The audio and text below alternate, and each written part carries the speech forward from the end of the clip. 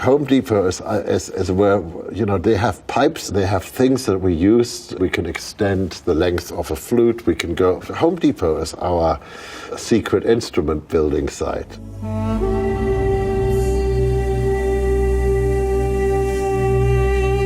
Hello, I'm Hans Zimmer, and today we'll be breaking down how we created the score for Dune Part 2. I remember finishing Part 1 and saying to Denis, hang on, we're only on page 156 of roughly 600 pages. And I just carried on writing. And there came a phone call from Denis going, listen, the movie has been out for 6 months. You can stop writing now. And I was going, no. I really think we're going to get to make Part 2 because we weren't greenlit at that point in time. So I just carried on writing, and then I wrote a theme which I really loved. And there's a voice in the first movie which is very much the sort of the centerpiece that holds everything together, sung by a woman called Laura Kotler, who's just a phenomenal artist.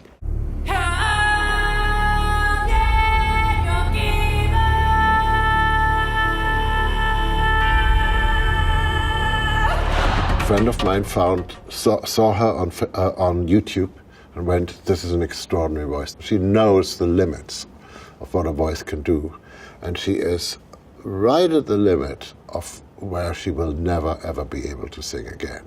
So she dares to go to that place. The score for Dune Part 1 and Dune Part 2 is very much the same players, and it's very much the players that are in my band when I play live.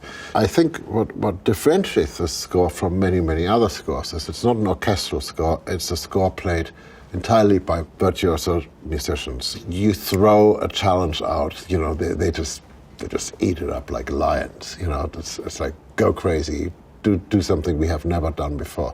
That's the general motto.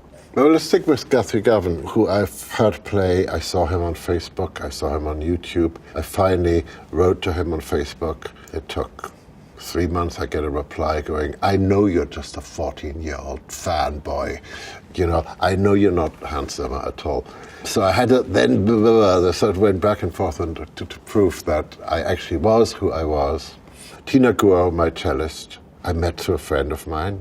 I was very stuck when I was writing Wonder Woman. I didn't know how to write Wonder Woman. I did not know how to write that character. And then I remember Tina, because Tina is very proper, very gentle. And then she takes her cello and she turns into a banshee.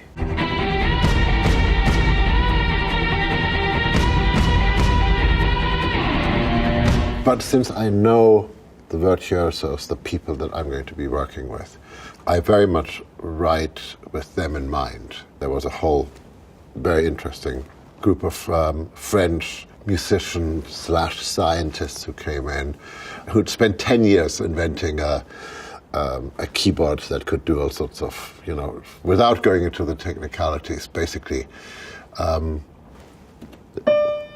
if you do this, all that happens is it's a switch that goes on and off, right? Or you can play a little quieter. But they had managed to make a keyboard where you could express pretty much any emotion that you could express on a violin or, any of those other instruments that we keyboard players are always so incredibly envious of because they can express true emotion. It's a keyboard called the Osmos, and at the same time they had speaker systems which it really came from the beginning of the 20th century. A speaker would be made out of wood and very organic materials. So all over our studio were they're really sculptures. And a lot of the instruments we were using ourselves were made by a sculptor. There's a man called Chaz Smith who lives in Northern California. He is a pedal steel guitarist, but he's a welder as well. And he doesn't just weld, like bridges and buildings. But what he's really interested in is making strange musical instruments. And he seems to have some unholy alliance, which I've never quite figured out, with the Boeing Corporation, who give him scrap metal and things. And he explains the metal to me, and it has names that I've never heard of and can't repeat. And part of his whole ethos is that everything has to be made out of scrap. And so these things which you can bow or play or rub or kick or hit with hammers, or they can be the most gentle sounds, or it's truly the sound of the monster under the earth. Very Dune-like. The movie tells you what it wants and what it rejects. You have to listen. And one of the things great musicians do is not how well they play, it's how well they listen to each other. I usually spend a lot of time looking at color charts, or sitting with the DP, or just looking at the way things are graded from the previous movie, or where we're going now, what the costumes are. Chris Nolan and Denis, we have this process whereby I don't really read the script. I ask them to tell me the story, because then I know what's in their head. And then straight away it's off to the designs and the DP and what's the color spectrum going to be like. Because I have this sort of, and it's hard to describe. Look, all I can tell you is there's a few frames in The Lion King, the original Lion King, and I only had a black and white drawing, and the colors and what the music is doing is completely wrong, and it clashes, and nobody seems to understand that other than me. But for me, it's fingers down a chalkboard. So yes, I'm insane, I admit it. Let's have a quick look at this sequence here, which is The Quiet Between the Storms, and I see here it's still labeled as Hans Zimmer love theme, which might give you a hint.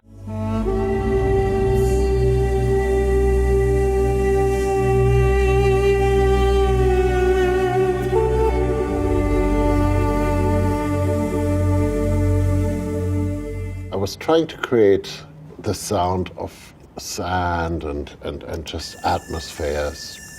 Nothing, just this stillness, this wind going across the desert.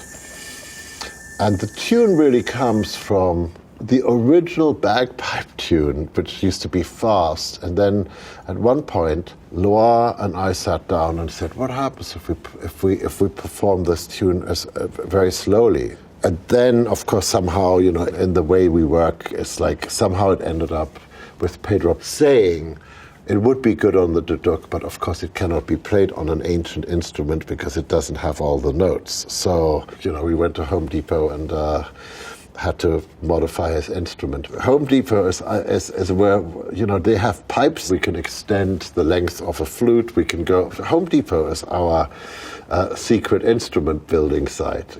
So Home Depot has been very important in creating the score for Dune. It really has. So if I just play you this by itself, you'll hear, the beauty of.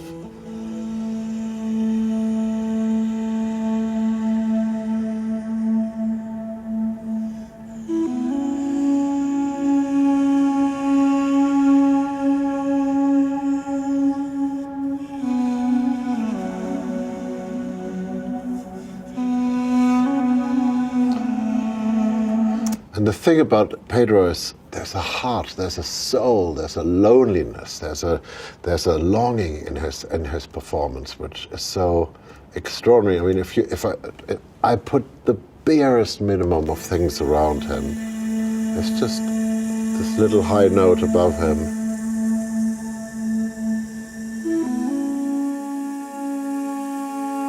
And to me, it felt like the endless gaze across this planet.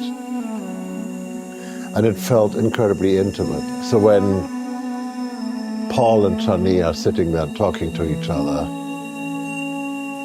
and the way they mixed it, the way Denis mixed it as well in the film is like the whole atmosphere shifts, and it just becomes this incredibly intimate moment between these two characters. Well, I'd very much like to be equal to you. Maybe I'll show you the way.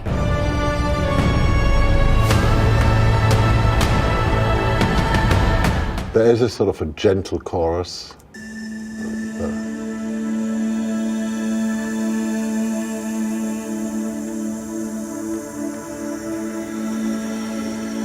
And it's just how he plays those first notes here.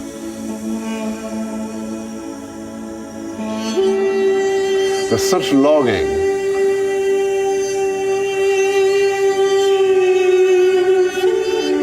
I mean, there's real poetry. And you just hear Tina very slightly behind on her electric cello.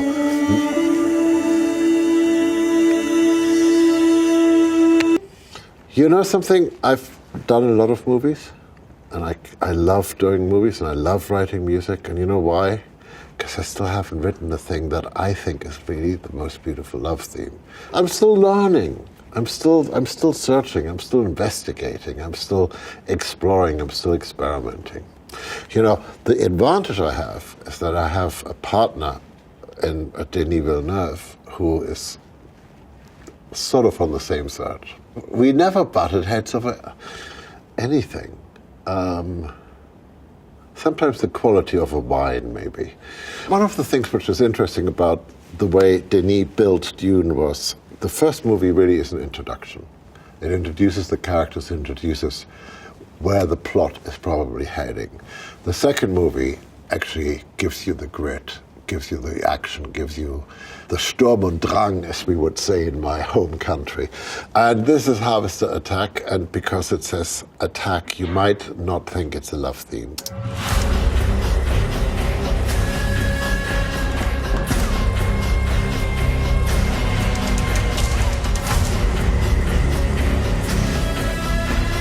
We were going to be completely fearless. We were going to go and embrace dissonance. We were going to embrace a complete punk. Oh God, here I am giving it away. Yes, there was a period in my life where I wasn't wearing a nice jacket and I was in a punk band. And some of that stuff came back. And you know, that mentality, when you want to go and do an action scene, comes in very handy. What's appropriate for the way I think we worked on Dune is that, you know, the female power is a really important story component.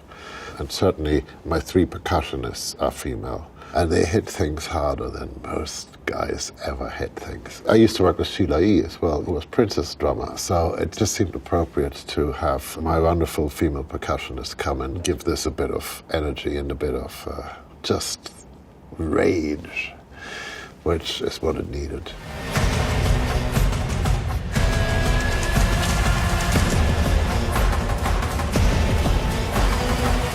Richard King, our sound designer, who is, I'm just going to say it, who's the god of sound designers for me. I mean, we've done so many movies together. We've done all the Christopher Nolan movies together. There's a great amount of inventiveness that is going on in what he does sonically, and there's an enormous amount of bandwidth he uses up. You know, and of course, you know, when you see a huge harvester, this huge machine, you know, leave some room for Richard, you know, and at the same time he is a gentleman and he will leave some room for me. So there's this constant sense of trading off and collaborating. There's a record company that makes cheap knockoffs of my tracks because they make some money out of that. So it always makes me laugh because they sound terrible. So a while back, this is many years ago, I put on one of them because I wanted to really have a laugh about it. And it was a track which was impossible to play by a real orchestra. And I'm listening to this thing, and it's better than my version of it. I'm looking, and it's somebody called Steve Mazzaro who did this arrangement. So I hunt him down in Los Angeles. And at first he told me later he thought I wanted to sue him or something, that he got a phone call from Hans Zimmer.